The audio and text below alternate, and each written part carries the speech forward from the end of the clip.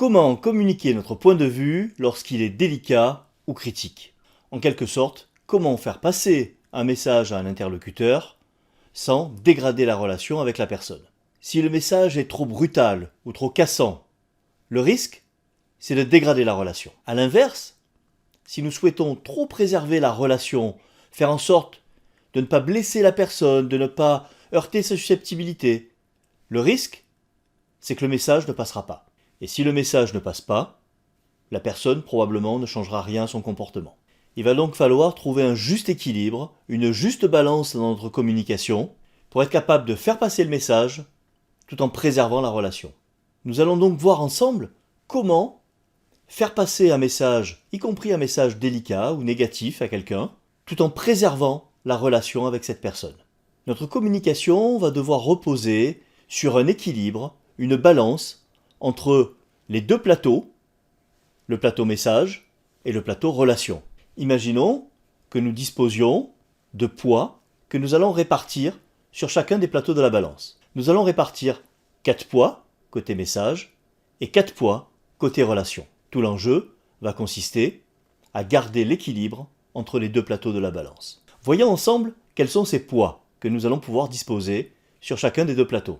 Alors commençons par exemple côté message par le premier poids. Si nous voulons faire passer un message à un interlocuteur, il va être important de communiquer de manière directe. Le fait de tourner autour du pot peut donner une perception de manipulation à notre interlocuteur, voire même l'impression de noyer le message. Voilà, je voudrais te reparler de la réunion de ce matin. Je voudrais revenir avec toi sur 2 points qui m'ont gêné dans la réunion de ce matin. Cette communication directe permettra tout de suite d'aborder le sujet avec notre interlocuteur. Ensuite, pour que le message passe, sur quoi va-t-il falloir s'appuyer? Eh bien, il va falloir s'appuyer sur des faits concrets. Des faits concrets, sans jugement de valeur, des faits et rien que des faits. Le premier élément qui m'a gêné, c'est le fait que la réunion ait démarré en retard. On avait prévu de démarrer à 9h, on a démarré à 9h30. Il n'y a pas eu de plan d'action concret à l'issue de la réunion. Les faits ont l'avantage d'être indiscutables, d'être objectifs. On peut s'appuyer également sur quelque chose de plus subjectif, mais qui est également indiscutable. Un autre moyen de faire passer un message à quelqu'un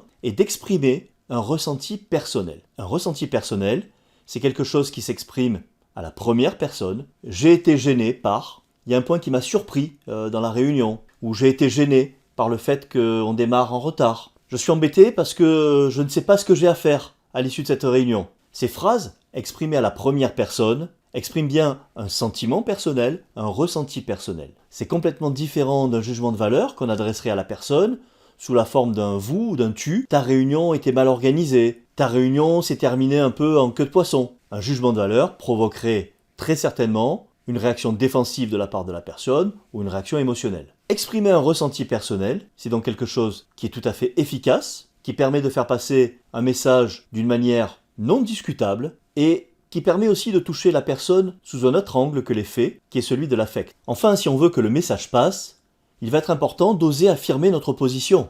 Je voudrais te parler de 2 points qui m'ont posé souci par rapport à la réunion de ce matin. Ou bien, je voudrais te parler de 2 points importants par rapport à la réunion de ce matin. On évitera ici tout ce qui est termes minimisateurs, les petits, les un peu. Je voudrais te parler de 2 petits points qui m'ont un peu gêné dans la réunion de ce matin. Ces termes minimisateurs vont avoir tendance à dégrader et à minimiser le message. Explorons maintenant l'autre côté de la balance. Il est important, bien évidemment, d'équilibrer notre communication en soignant également l'autre plateau, le côté relation. Voyons ensemble le premier poids que nous pourrions disposer sur le plateau relation. Si on veut montrer à la personne qu'on s'intéresse à elle, il va être important de poser des questions à notre interlocuteur. Poser des questions pour permettre à notre interlocuteur d'exprimer son point de vue, son propre ressenti, et qu'il y ait un véritable échange dans cet entretien. Par exemple, concrètement, qu'est-ce que tu as pensé de la réunion de ce matin? Quel a été ton ressenti par rapport à la réunion de ce matin? C'était quoi pour toi la priorité de cette réunion ce matin? Cela nous amènera peut-être à mieux comprendre le comportement de notre interlocuteur, et donc à aménager également notre message